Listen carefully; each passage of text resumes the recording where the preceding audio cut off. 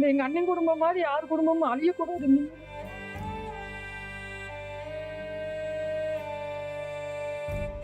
எங்க அண்ணன் பிள்ளை மாதிரி யாரு தாயில்லாத பிள்ளைகளாக கூடாது.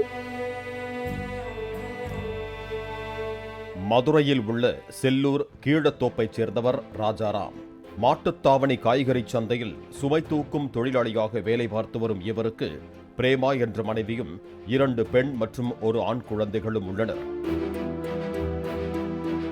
2021ஆம் ஆண்டு மூத்த மகளின் திருமணச் செலவுக்காக சிக்கந்தர் சாவடியை சேர்ந்த கலையரசி என்பவரிடம் பிரேமா 2 லட்சம் ரூபாய் கடன் பெற்றதாக கூறப்படுகிறது. அந்த கடனுக்கு மாதம் 20,000 ரூபாய் வட்டி கேட்டு கலையரசி தொடர்ந்து நெருக்கடி கொடுத்ததாக புகார் எழுந்துள்ளது.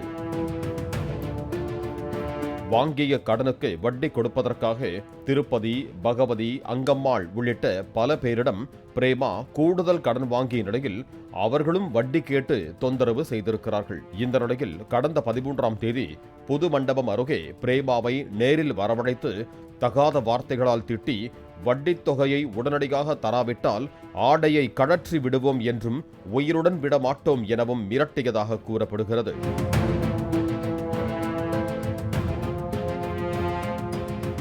இதனால் மன உளைச்சலுக்கு ஆளான பிரேமா வீட்டில் இருந்த மூட்டைப்பூச்சி மருந்தை குடித்ததாக கூறப்படுகிறது.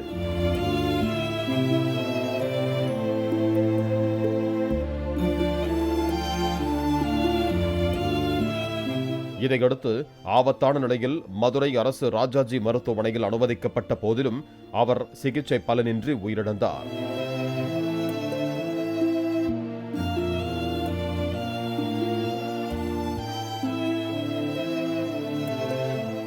இதனைத் தொடர்ந்து பிரேமாவின் உயிரிழப்புக்கு காரணமானவர்களை கைது செய்ய கோரி அவரது உறவினர்கள் ராஜாஜி மருத்துவமனை உள்ள சாலையில் மறியலில் ஈடுபட்டனர். இதையடுத்து அவர்களிடம் போலீசார் பேச்சுவார்த்தை நடத்தி கலையச் செய்தனர். மேலும் பிரேமாவின் கணவர் ராஜாராம் அளித்த புகாரின் பேரில் கலையரசி, திருப்பதி, பகவதி மற்றும் அங்கம்மாள் ஆகிய 4 பேர் மீது பெண்களுக்கு எதிரான வன்கொடுமை தடுப்புச் சட்டம் மற்றும் கந்துவட்டி சட்டத்தின் கீழ் வழக்கு பதிவு செய்து விளக்கத்தூண் போலீசார் விசாரணை நடத்தி வருகிறார்கள். 2 லட்சம் ரூபாய் கடனுக்கு மாதம் 20,000 ரூபாய் வட்டி கேட்டு டார்ச்சர் செய்ததாக பிரேமாவின் கணவர் ராஜாராம் புகார் கூறியுள்ளார். திருப்பதி போன்றவர்களிடம் 4% வட்டிக்கு பணம் வாங்கி அதை கலையரசியிடம் பிரேமா கொடுத்ததாகவும், கஷ்டப்பட்டு உழைத்த பணத்தையெல்லாம் வட்டியாக கட்டியும் ஆபாசமாக பேசியதால் மனமுடைந்து தனது மனைவி உயிரை மாய்த்துக் கொண்டதாகவும் தெரிவித்திருக்கிறார். 2 லட்சம் ரூபாய்க்கு நான் வட்டி நான் கேட்டேன். 4% வட்டின்னு சொல்லி 8,000 கேட்டிருக்காங்க திருப்பதின்றேன். அது திருப்பதிகிட்ட இருந்து இவங்க அந்த கலையரசின்றவங்க வாங்கி அதை 10% வட்டியாக கொடுத்துருக்குறாங்க. அதாவது இது பார்த்தீங்கன்னா ஒரு மாதத்துக்கு வந்து பார்த்தீங்கன்னா 20,000 ரூபா, அதாவது 2 லட்சம் ரூபாய்க்கு எங்கள் வீட்டுக்கார மாமாவில் 300 ரூபா சம்பளம் வாங்கி அதை கட்ட முடியல. எனக்கு தெரியாமல் வாங்கினது வாசி எங்கிட்டையும் சொல்கிறது பயந்துக்கிட்டே இருந்துருக்குறாங்க.